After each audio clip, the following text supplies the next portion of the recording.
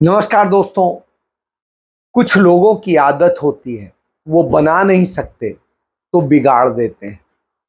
बचपन में हम एक खेल खेला करते थे। खेल में कुछ लड़के ऐसे होते थे कि जो जीत नहीं पाते थे तो खेल में बवाल मचा देते थे और उसे खराब कर देते थे। कमोबेश यही स्थिति नरेंद्र मोदी की है। नरेंद्र मोदी भारतीय जनता पार्टी आरएसएस इतिहास नहीं बना सकते और इनका इतिहास गद्दारी का इतिहास है। इनका इतिहास मुखबिरी का इतिहास है। इनका इतिहास देश के साथ धोखा करने का है और इनका इतिहास देश से झूठ बोलना, मक्कारी करने का है और इनका इतिहास अंग्रेजों के गुलामी करने का है, उनके मुखबिर होने का है और देश के लिए लड़ने वालों के खिलाफ साजिश करने का है। तो इससे आप समझ सकते हैं जिनका यह इतिहास हो, कलंकित इतिहास हो, जिनका कोई योगदान ना हो देश की आजादी में, जिनका कोई योगदान ना हो देश को बनाने में, वो क्या करेंगे? वो बिगाड़ेंगे। नरेंद्र मोदी सरकार में आए तो कहते थे देश नहीं बिकने दूंगा और देश को बेच दिया। देश में चीन का कब्जा करा दिया, जिस चीन को कहते थे लाल आंख दिखाऊंगा। 5000 वर्ग किलोमीटर जमीन कब्जा करा दी और देश में उन्होंने एक भी पीएसयू नहीं बनाए।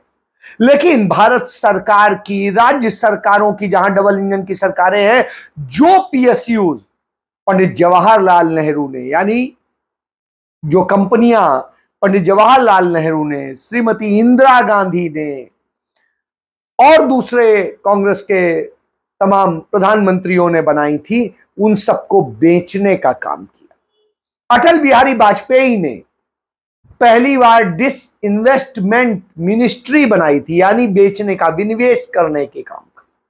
वो तो उतना ज्यादा नहीं कर पाए थे, लेकिन नरेंद्र मोदी ने आते ही सिर्फ बेचने का धंधा चलाया। दूसरी तरफ क्या करते हैं? दूसरी तरफ अदानी को कैसे ठेका मिले, इसके लिए काम करते हैं। आपको याद होगा मार्च के महीने में नरेंद्र मोदी गए थे भूटान और भूटान से लौट के आए। जून में अडानी को भूटान में का सबसे बड़ा ठेका मिल गया।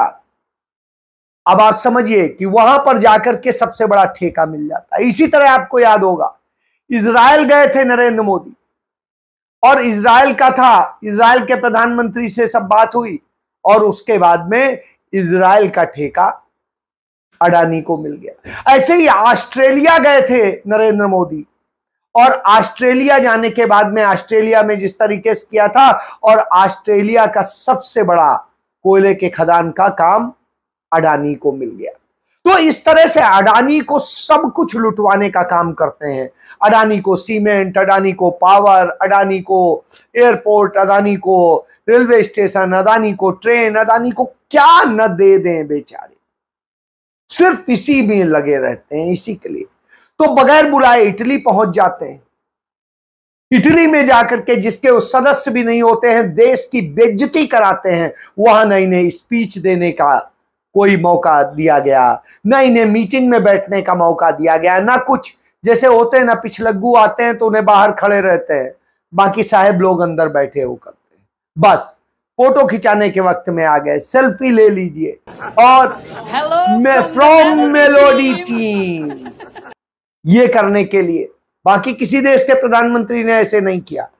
ये 74 साल का ठरकी बुढ़ा इस तरह से करता है, उनके साथ करता है, अपने से 27 साल छोटी महिला के साथ।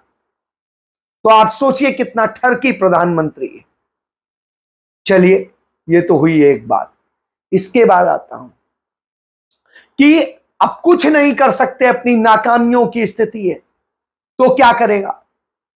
तो इतिहास बदल दो, क्योंकि इतिहास तो हम बना नहीं सकते। हमारा इतिहास कलंकित है, गद्दारी का है, भ्रष्टाचार का है और न जाने किन किन कुकर्मों का है। तो उन कुकर्मी इतिहास को कैसे अच्छा दिखाया जाए, इसके लिए काम करो। और उसमें भी दूसरे कोई ना दिखे, सिर्फ हम दिखें। तो एनसीईआरटी की बुक, जो एनसीईआरटी राजीव गांधी ने बनाया था, उसमें किस तरीके से जब से प्रधानमंत्री बने चौथी बार उसमें चेंज किया जाता है। उसमें पॉलिटिकल साइंस हो या हिस्ट्री हो, सब में बदल देंगे। तो इतिहास बदल दो, भूगोल बदल दो, राजनीति बदल दो, क्योंकि इंटायर पॉलिटिक्स जो विषय कभी है ही नहीं उस यूनिवर्सिटी में, उससे एमए है। वो जो सब्जेक्ट ही नहीं है उसमें एमए है, तो फिर यही काम करेगा। तो अब इतिहास बदलने का काम होता है। उसमें क्या होगा कि अब बाबरी मस्जिद नहीं पढ़ाया जाएगा, उसे एक ढांचे के तौर पे दिखाया जाएगा और विध्वंस ढांचे के तौर पे, और उसके जो पूरी रथ यात्रा थी और दूसरा राम मंदिर का शिलान्यास था और सारी चीजें थी, वो सब कुछ नहीं दिखाया जाएगा। कैसे भूमि का अधिग्रहण हुआ, क्या हुआ, वो नहीं दिखाया जाएगा। वो नहीं बताया जाएगा कैसे वहां मूर्ति रखी गई, क्या हुआ, क्या उसका संघर्ष था। सीधे दिखाया जाएगा कि नरेंद्र मोदी ने ये राम मंदिर बनवाया, ये किया, वो किया। नरेंद्र मोदी ऐसे नहीं दिखाया, बताया जाएगा कि गोधरा का दंगा क्यों हुआ, कैसे हुआ, किसने कराया, साबरमती में विस्फोट किसने किया, कैसे कराया। इसके अलावा और सारी जो रिपोर्ट्स हैं, ऑन पेपर हैं, उन रिपोर्ट्स को भी खा जाया जाएगा। तो यह नरेंद्र मोदी है, यानी अपने कुकर्मों को छिपाने के लिए यह किया जाएगा। तो यह नरेंद्र मोदी का है। 2014 के बाद में लगातार चौथी बार यह संशोधन किया जा रहा है, आपको याद होगा। तो जब ये संशोधन किए जाते हैं तो क्या, पुरानी किताबों में जो पूरा इतिहास, विस्तृत इतिहास होता था, एक एक घटना का जिक्र होता था, वो नहीं होगा, बीच बीच में खा जाया जाएगा। सिर्फ वही बताया जाएगा जिसमें महिमा मंडन हो। तो वो लोग जो दूसरों को कहते थे कि इतिहास गलत वो है और ये है, वही इतिहास असल में गलत कर रहे हैं। क्यों? क्योंकि उनका इतिहास कलंकित है, उनका इतिहास झूठा है। तो झूठे इतिहास वाले होंगे तो और क्या करेंगे। तो यह करते हैं। इनके लोग क्या करते हैं, इनके एनडीए के एक सांसद हैं, वो बोलते हैं कि यादवों ने, मुसलमानों ने, कुशवाहा ने उन्हें वोट नहीं दिया, इसलिए वो उनका कोई काम नहीं करेंगे और ये करेंगे। तो बिहार में इस तरह से उनको काम के लिए आएंगे तो लौटा दिए जाएंगे। तो अब आप समझिए, संसद में आप शपथ लेते हैं सांसद की या मंत्री की या कोई और पद की, तो आप यह कहते हैं। दूसरी तरफ आप इस तरह की बात करते हैं, तो आप समझ लीजिए घोटालों की सरकार है। तो घोटालों की सरकार तो कैसे घोटाला करती है।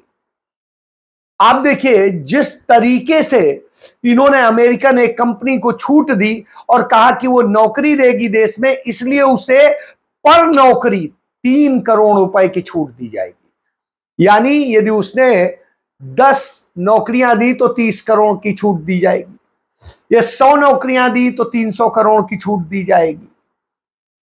इसी तरीके से सोचिए आप। तो इस तरह का ये काम कर रहे हैं।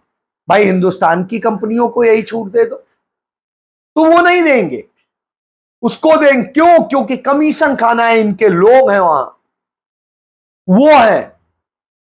तो यह खेल करते हैं। और यह मैं नहीं कह रहा हूं, भारतीय जनता पार्टी एनडीए की सरकार के मंत्री ने इसका खुलासा किया है। खुद नरेंद्र मोदी सरकार के मंत्री ने इसका खुलासा किया है कि इस तरह से नरेंद्र मोदी ने किया। तो ऐसे गुजरात में आप देखिए, गुजरात में घोटालों की इन्होंने झड़ी लगा रखी है। गुजरात इंडस्ट्रियल डेवलपमेंट कॉरपोरेशन ने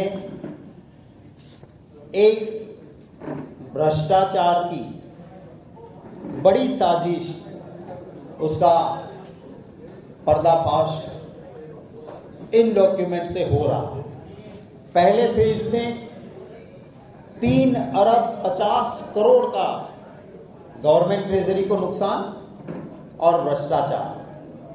सेकेंड फेज में 20 लाख स्क्वायर मीटर लैंड के लिए 12 अरब 20 करोड़ का भ्रष्टाचार। जीआईडीसी ने जो ये साजिश की, उसके मैंने कुछ डॉक्यूमेंट्स रखे हैं।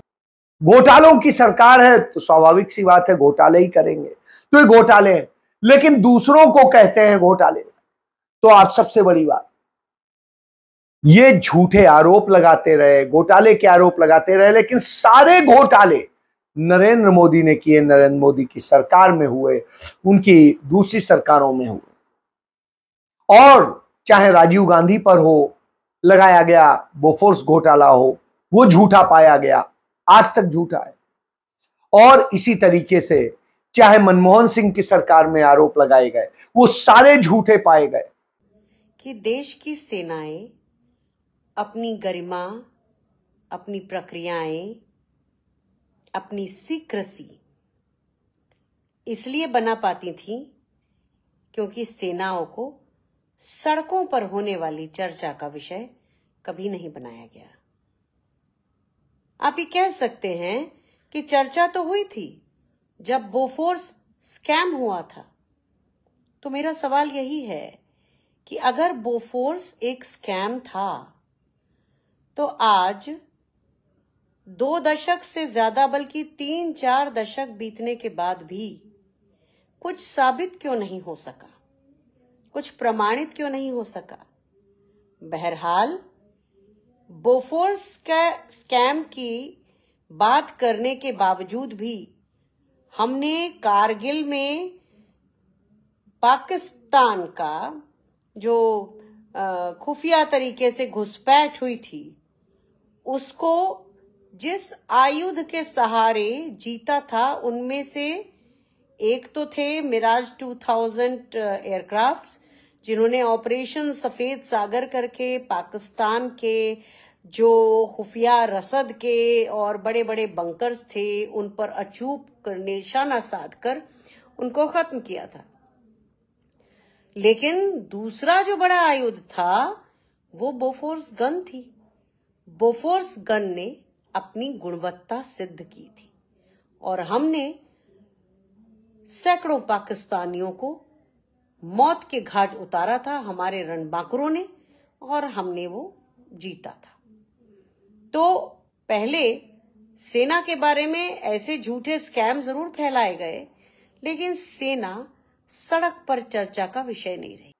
तो जो इन्होंने आरोप लगाए वो झूठे पाए गए, और जो इन पे है उन पे जांच नहीं कराएंगे, कुछ सच नहीं सामने आने देंगे। इन्होंने देश को बर्बाद किया है, देश की रेल को बर्बाद किया है, जो देश की लाइफ लाइन होती थी वो। तो वहां पर ये हादसों की सरकार है, दुर्घटनाओं की सरकार है। मोदी ने रेल को बर्बाद कर दिया। 2014 के बाद से हर महीने 11 से ज्यादा रेल हादसे होते हैं। ये वो हादसे हैं जिसमें जान माल का नुकसान होता है। हर महीने 11 हादसे का डाटा सरकारी है। असल में हालात और बुरे हैं। इतने हादसे हो रहे हैं, लोगों की जान जा रही है, लेकिन मोदी सरकार कोई जिम्मेदारी नहीं लेती। हर वक्त जो है इनके यहां दुर्घटनाएं हो रही हैं। कोई वक्त जा नहीं रहा है कि जब दुर्घटनाएं ना हो रही। तो दुर्घटनाएं होती हैं। जब नरेंद्र मोदी ने शपथ ली थी तो दुर्घटना से शुरू हुआ था, और उसके बाद आज तक नरेंद्र मोदी सरकार सिर्फ दुर्घटनाओं की सरकार हो गई है। और आज जब मैं आपसे बात कर रहा हूं तो पश्चिम बंगाल के जलपाईगुड़ी में रेल हादसा हुआ है, कंचनजंगा एक्सप्रेस में हुआ है, मर गए हैं 2 दर्जन से अधिक लोग, और इसके बाद में तमाम सैकड़ों लोग घायल हैं, जो गंभीर रूप से घायल हैं 60 लोग हैं। तो इस तरह की हालत है। लेकिन नरेंद्र मोदी सरकार के रेल मंत्री शो करने से ऐसे वक्त में भी नहीं चूकते, तो शो करेंगे, ड्रामे दिखाएंगे। और इन्हीं के वक्त में, इसी मंत्री के वक्त में हादसा हुआ था, बालासोर रेल हादसा। करीब 300 लोग मर गए थे, 1000 लोग घायल हुए थे, और उसके बाद उसे भी कुछ नहीं। तो ना मंत्री जिम्मेदारी लेगा कि यहां रेल हादसे हो रहे हैं, हम जिम्मेदारी लें। ना शिक्षा मंत्री जिम्मेदारी लेगा कि पेपर लीक हो रहे हैं, सब कुछ हो रहे हैं, नीट का पेपर लीक हुआ और पेपर लीक हुए तो उसकी जिम्मेदारी ले। तो कोई जिम्मेदारी नहीं लेगा, खुद प्रधानमंत्री जिम्मेदारी नहीं लेता है। तो जब नरेंद्र मोदी नहीं लेता हो, उसके और मंत्री न लेते हो, महिला बाल विकास मंत्री थी स्मृति ईरानी, उसके समय में सबसे ज्यादा रेप की घटनाएं हुई, महिलाओं पर अत्याचार हुए, कोई जिम्मेदारी नहीं। और जब चुनाव हार जाते हैं तो आरएसएस भाग जाती है, वो जिम्मेदारी नहीं लेती, बीजेपी जिम्मेदारी नहीं लेती। तो ये असल में जिम्मेदारी से भागने वाले भ्रष्ट और गद्दार लोगों का पूरा समूह है। वही समूह हमें शिक्षा देता है, हमें बताता है वास्तव में भ्रष्टाचारियों का गैंग है, झूठों का गैंग है, अपराधियों का गैंग है। और नरेंद्र मोदी मंत्रिमंडल में 28 अपराधी मंत्री हैं, 28 अपराधी मंत्री। इससे आप समझ सकते हैं ये कौन लोग हैं। तो ऐसे लोगों से कौन सी उम्मीद की जाए? ये सिर्फ बर्बाद कर सकते हैं, लूट सकते हैं। तो मोदी का मतलब बर्बादी है। जय